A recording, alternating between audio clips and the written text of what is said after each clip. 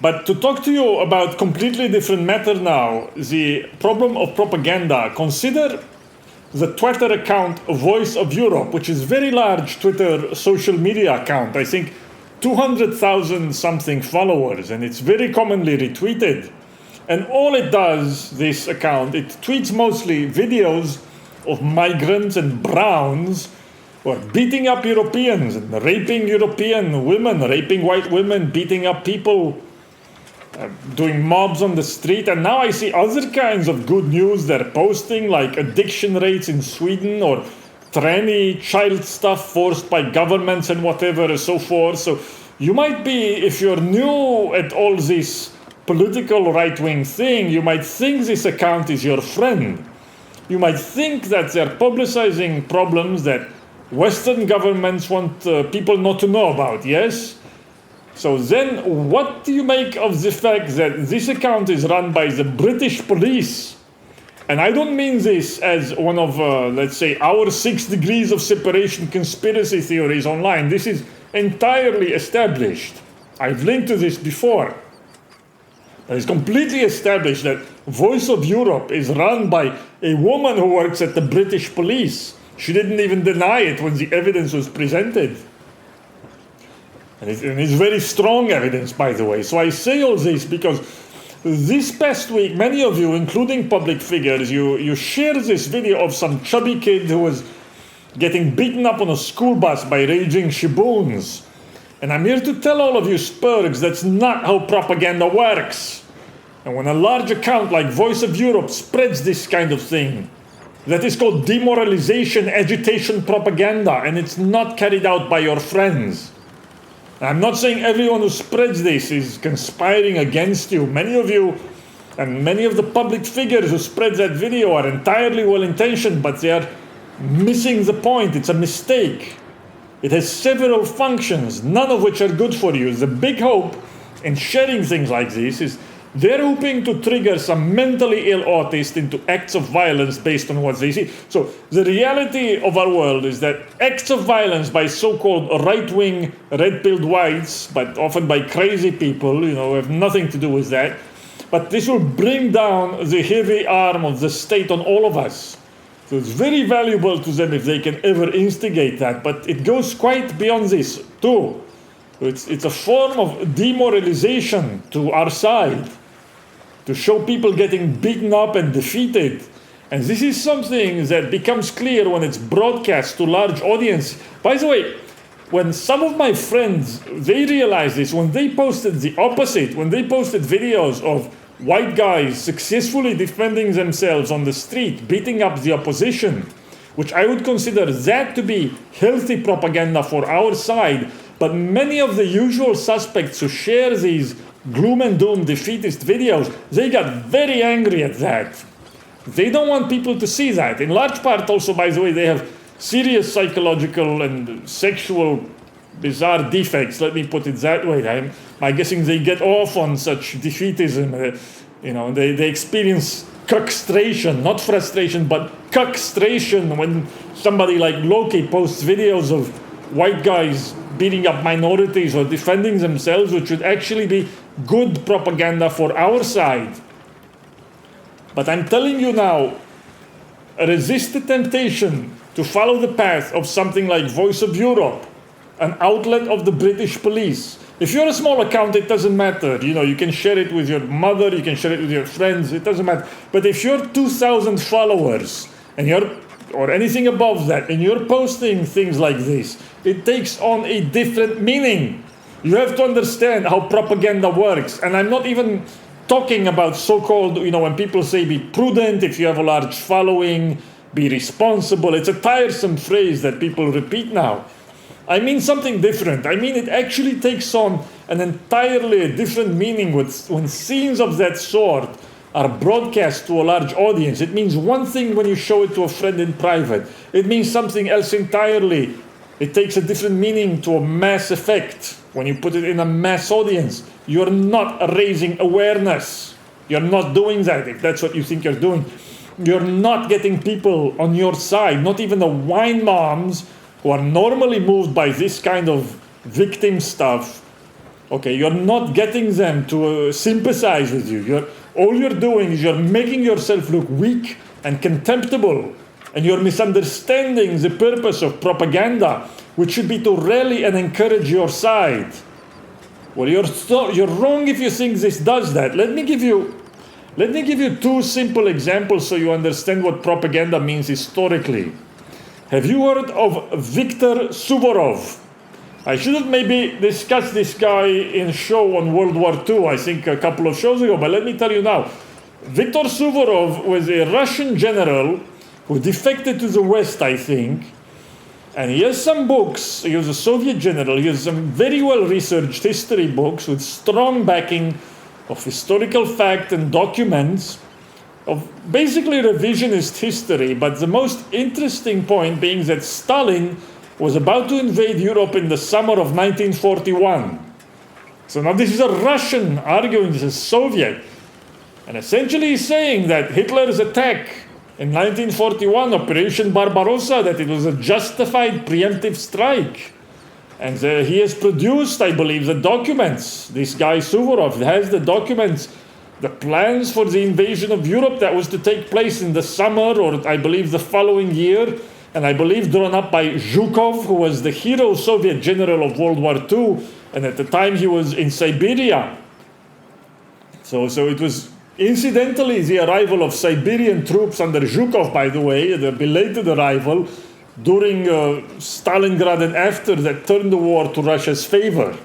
Don't forget that Russia basically won the war with Germany in World War II. And so, insofar as the Allies were involved, it was only to mess up Germany's scheduling and its mobilization for later mega battles like Kursk, which I think was the largest artillery and tank battle in history still. And of course, the Lend-Lease and other economic programs that transferred American heavy machinery to the Soviet Union going back to the 1930s, that also helped. But Russia, I think, killed 2 out of 3 German soldiers who died in the war. And of course, Russia's losses as well, they were staggering. Over 30,000 men lost just in capturing Berlin at the end, just in that one battle. But in any case, this guy Suvorov, he makes the argument that Zhukov and Stalin had already the plans for the invasion of Europe, and he has produced them, I think. And he points out many supporting facts that basically nobody denies, and that, for example, 20,000 plus, I think 21,000 Soviet tanks were on the border of Europe positioned that very summer. How do you explain that? Battle plans aside, that in itself is pretty strong evidence. Why were they there? And he makes the argument that the reason the Germans were able so easily to overcome Soviet positions is that the Soviet divisions were deployed in attack formation, and they weren't expecting to be themselves attacked. They were caught by surprise. So you can see this from point of view. Hitler's invasion seems justified, if not his methods, right? But the invasion itself seems as a justified preemptive attack. And I myself, I take no position on whether this theory is true or false. So as you know, I'm interested in unusual things. But I can see this argument going both ways, and I don't know enough about it to say. But the reason I'm telling you this theory is because I have a strong suspicion that this theory and other thing by Suvorov's own books, that they're actually Soviet propaganda, whether they're true or not. So ask yourself, why does the Soviet Union do this? Why do they promote this propaganda? Shouldn't they do the opposite? Shouldn't they present themselves as purely the victims of an unjustified attack? So think about that for a moment when I give you second, better known example, which is that until Eichmann trial, Israel really didn't talk about the Holocaust, and survivors generally never wanted to talk about it. So why do you think these things are so? In both cases, it's obvious, because making yourself look weak is not a good idea. You don't realize that because you've been told the opposite, and to some extent, it seems to be true where you live, because in the cult of victimology in the West and the passive-aggressive nature of the regime, but in general, historically, in propaganda, making yourself look weak does not invite even sympathy. it demoralizes your side. It encourages the other side. It gives your enemies ideas. So it may seem quite foreign to you, but makes complete sense to me that the Soviets would not want to present themselves as historical victims in much the same way, for example, the Chinese, who are in fact history's bitches, who are a population of serfs that have been easily dominated by steppe nomads who were their numerical inferiors. But the Chinese go so far as to claim Genghis Khan was a Chinese general and such things. And they flipped out, the chinks online, the Sinophiles, okay, they flipped out when I pointed out several times that the Manchu, who were these nomad people who conquered China, the Qing dynasty, they had a system of dual administration. So the Manchu, they saw themselves in bonds of feudal reciprocity with the Tibetans and the Mongols and the Uyghurs, but otherwise they saw the Han as a subject population of serfs. And intermarriage was strictly forbidden with the Han in particular, and many such things. They tried to take many measures to protect themselves from being Sinified and from being drawn and absorbed into the Chinese Borg. But eventually they too, the Manchu, decayed. But now the Chinese, they claim them as their own, because no nation in a normal international situation wants to present itself as weak and pathetic and a victim. So this is why when you look to 20th century propaganda in, let's say, communist states, people laughed at it, of course, but no one took it seriously. But it's ham-handed, self-congratulatory propaganda about increases in butter production, of the glories of socialist wheat agriculture, and now China continues similar clunky propaganda of this type. It tries to push it in Uyghur land and in Tibet, because the purpose of propaganda under normal conditions is to extol yourself and to encourage your own side. And the Nazis, they had the same thing, but slightly better propaganda. It was the same type, it was just made sexier with better art and aesthetics and the like, because they actually recruited to themselves, the Nazis, some genuinely avant-garde artists like Leni Riefenstahl and some others like the illustrator known as Fidus, Hugo Hoppner. But fundamentally, the purpose of Nazi art was to buttress their own side, of course, and only a small portion of it was even directed to the demonization of others. So Riefenstahl, the filmmaker, in interviews, if you watch with her, she's very proud, for example, that in The Triumph of the Will, she says she stuck to entirely positive messages and images. And she never showed anything that attacked even other political arrangements. So the purpose of propaganda, in the full sense, as practiced by totalitarian regimes, of course, is this. It's what I tell you. But that was also the case for war propaganda by the democratic states. And it is the purpose also, frankly, in product advertising, in commercial advertising, okay, which is called propaganda. That's actually the name for it in many languages, advertising. And the purpose of advertising is not to make yourself a victim or pathetic. Okay, now all of this is lost to you. It all seems strange because of the peculiar character of the passive-aggressive Western regime that seems to worship victimhood, but that's a misunderstanding of what's happening. You cannot appropriate those methods to yourself. I will tell you why. The modern state is not a victim cult. It's any more than a medieval king who wanted to become, let's say, an absolute king. He was not part of a victim cult when he sided with the people versus the nobility. So that's an analogy. I'm not saying it's exactly one-to-one. But if you want, I recommend to you this book by Carl Schmitt, The Crisis of Parliamentary Democracy. He doesn't really say outright in that book what I tell you now and what many of you know, which is that the modern state in the West, it seeks to expand its power it finds new groups supposedly to liberate, but who become its clients, and which it is liberating supposedly from a hegemonic and authoritarian white middle class, right? That's the conceit of the Leviathan, that the white middle class is hegemonic, and actually the modern bureaucratic state tries even to present itself as the underdog or as on the side of the underdog. So despite having greater powers than ever in the West, the central state of these so-called democracies, and which is really in the service of plutocrats. I've told you this before, but of course, plutocrats see the white middle class as their main competitor because its wealth in aggregate is far greater than theirs. It's the largest income source, the largest cash cow in the land. And citizens of the middle class would not, also in general as a cultural matter, tolerate their depredations. It's used to a high standard of living. It's also the source of possible challengers. You know, they don't want, the plutocrats, for example, they don't want their own often middling sons or daughters to have competition in school and such.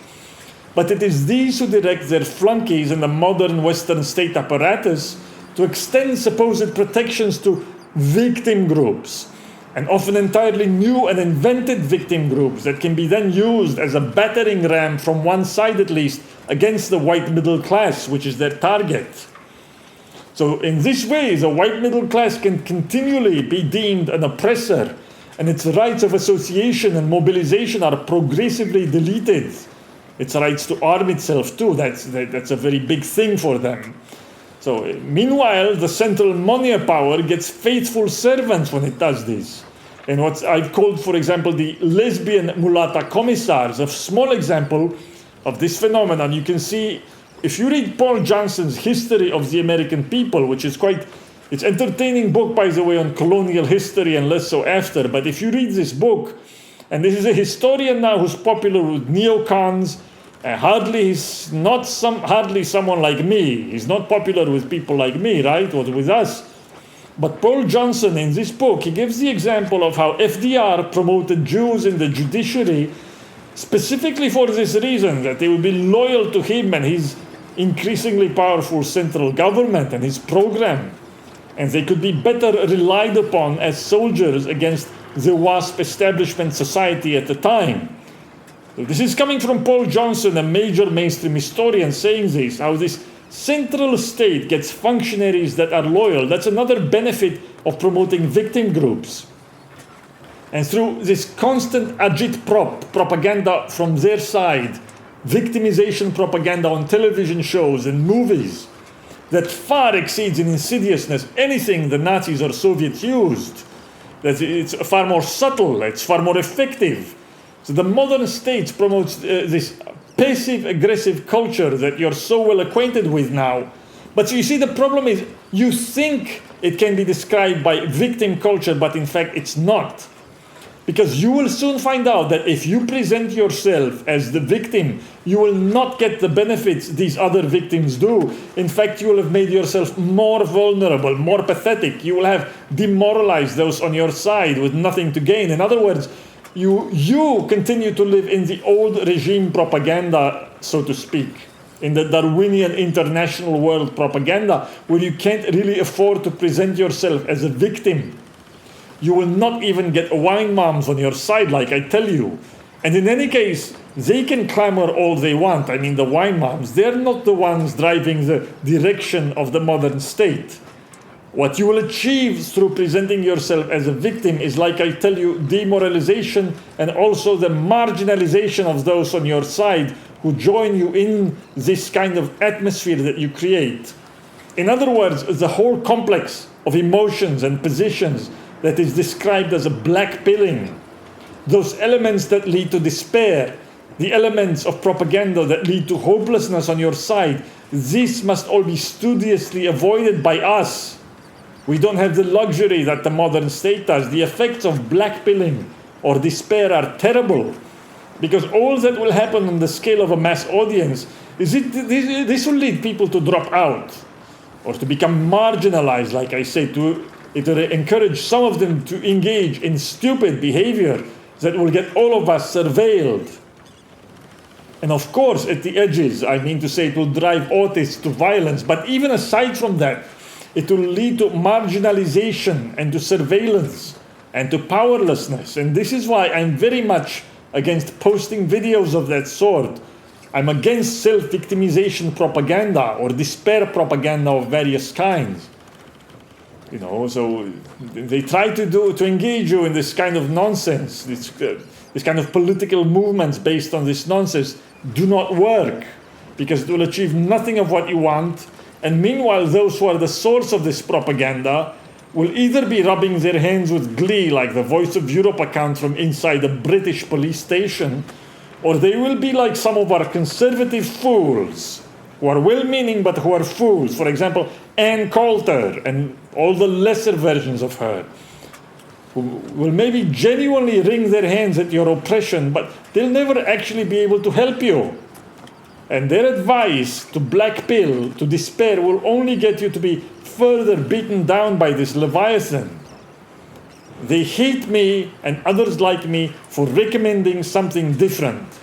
So to all this, by the way, you can add the personal element to everything I've said so far. Consider the video that's been shared. There's the personal element of it, quite aside from the propaganda element I've mentioned. You know, a boy can take getting beaten up. I was in many fights as a boy. Some you win and some you lose. And I was mobbed on the street one time, by the way, in a very strange way, by these kind of demonic kids. And I'm talking 40 of them in school uniform, boys and girls, mixed group, well dressed. Okay, they attacked me actually. This was in a highly policed country, but they attacked me on my way to school. Like the police stood by. I never understood why. I was 7 years old. And I believe this is a group of demons that has followed me in other countries over time and taking different forms, taunting me. I saw a girl once she was alone. She was not accompanied by her fellow demons. And I was 17, and I followed her on a bus, on a public bus. I followed her across town just to surveil her.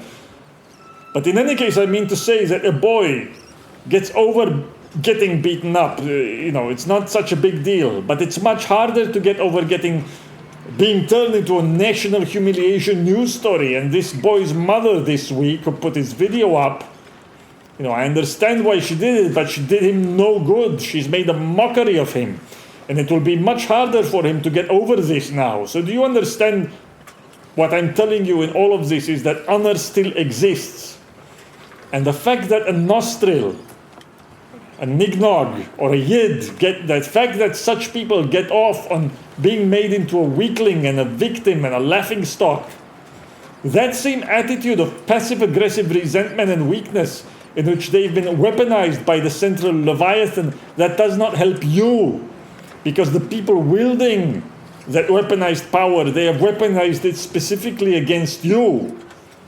So you have to pay close attention to form of propaganda you use. Now I must leave this subject of propaganda for a bit and talk other things.